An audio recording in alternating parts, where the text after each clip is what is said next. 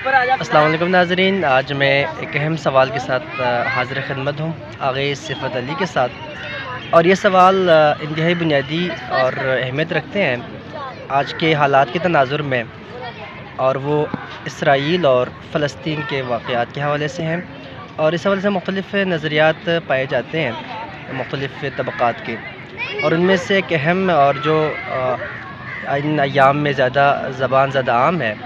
اور وہ دو ریاستی نظریہ ہے، اور اس کے پیچھے بہت سارے ممالک بھی ہیں، حکمران بھی ہیں، من جملہ ہمارے ملک کے حکمران وزیر اعظم صاحب جو اس وقت ہے نگران وزیر اعظم، ان کی طرف سے جو نظریہ ہے وہ دو ریاستی نظریے کی طرف انہوں نے دلائل بھی دی اپنی طرف سے۔ تو مزید وضاحت اور اس کے پیچھے کیا ریزن ہے، ان کی کیا دلائل ہے، اور اس کے علاوہ ہمارا موقف کیا ہے، اسلام کا موقف کیا ہونا چاہیے، اور ایک راہ حل کس چیز میں ہے، جی آگے سے بدلیں۔ السلام علیکم۔ اچھا، آپ نے بہت ہی اہم سوال کیا جو کہ آج کل جس پہ کافی باتیں ہو رہی ہے، تو جو اہم سوال یہی ہے کہ پاکستان کے مشہور و معروف اینکر پرسن وسیم بادمی نے سوال کیا تھا پاکستان کے نگران وزیر اعظم انوار الحق کاکڑ صاحب سے، تو انہوں نے جو دلائل پیش کیے ہیں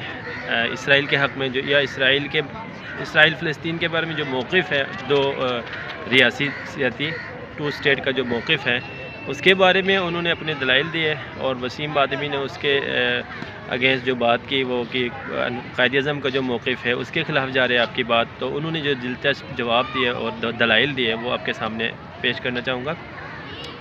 سب سے پہلے ان کا یہ موقف تھا کہ جو پاکستان نے یا جو انہوں نے جو ٹویٹ کی ہے اس کے دلائل جو پیش کیے، ان سے کہا گیا کہ آپ کی جو ٹویٹ ہے اس سے یہ ظاہر ہوتا ہے کہ آپ نے اسرائیل کو تسلیم کر لیا ہے، جبکہ قائد اعظم کا موقف تھا کہ قائد اعظم نے تسلیم نہیں کیا تھا، انکار کر دیا تھا۔ تو وہ کہتے ہیں، دلائل سنیے،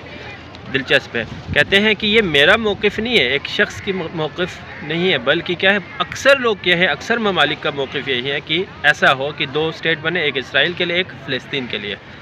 تو اکثریت کو معیار و میزان بنایا، جبکہ قرآن کیا کہتا ہے، اکثرہم لا یعقلون، اکثرہم لا یشعرون یفقہون، کہ اکثر لوگ جو بات کرتے ہیں اکثر لوگ جانتے نہیں ہیں، اکثر عقل استعمال نہیں کرتے، اکثر شعور نہیں رکھتے۔ تو اکثریت معیار نہیں ہے کسی موقف کو اپنانے کے لیے، صحیح ہے۔ دوسری بات جو انہوں نے دلیل پیش کیا ہے وہ یہ ہے کہ قائد اعظم کی بات، قائد اعظم نے جو موقف اپنایا ہے وہ ایک شخصیت کی موقف ہے، لہٰذا اس دور میں اکثر لوگ یا جو پاکستان کے پارلیمنٹ ہے یا پاکستان کے جو ایجنسیز ہیں، اگر یہ ایجنسیز اگر غور و فکر کرے، سوچ و بچار کرے، تو اگر ان کا موقف قائد اعظم کے موقف کے اگر برخلاف اگر نکل آئے تو کوئی بات نہیں ہے۔ کیوں؟ اس لیے قائد اعظم کوئی نبی نہیں ہے، کوئی اللہ کا نبی نہیں ہے کہ اللہ تعالیٰ کی طرف سے ان پر وحی آیا ہو،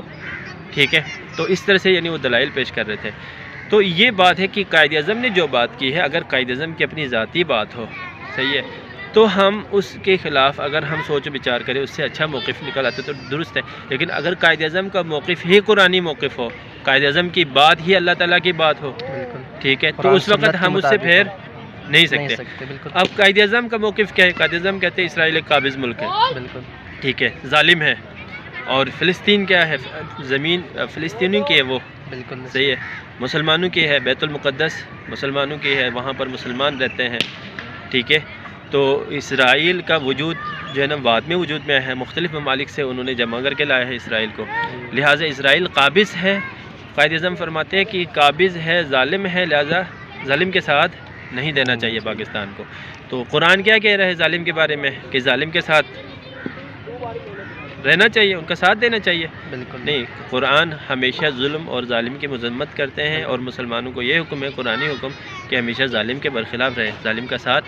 نہ دے۔ لہٰذا قائد اعظم کی یہ بات اگرچہ زبان قائد اعظم سے نکلی ہے لیکن ہے قرآنی موقف ہے، صحیح ہے، اللہ تعالیٰ کی بات ہے، رسول اللہ کی بات ہے، لہٰذا کوئی بھی اس موقف سے نہیں پھر سکتا۔ اگر پاکستان اس موقف سے ہٹتے ہیں تو پاکستان نے قائد اعظم کی بات کو نہیں ٹھکرائی، بلکہ پاکستانی حکومتوں نے اللہ تعالیٰ کی بات کو، قرآنی بات کو ٹھکرا دی ہے، ٹھیک ہے۔ جی بہت شکریہ آغاز صفت علی، آپ کا بہت مشکور ہے، چونکہ ایک کہ اس وقت ایک فتنے کی شکل اختیار کیا ہے، کنفیوژن ہے، جو کہ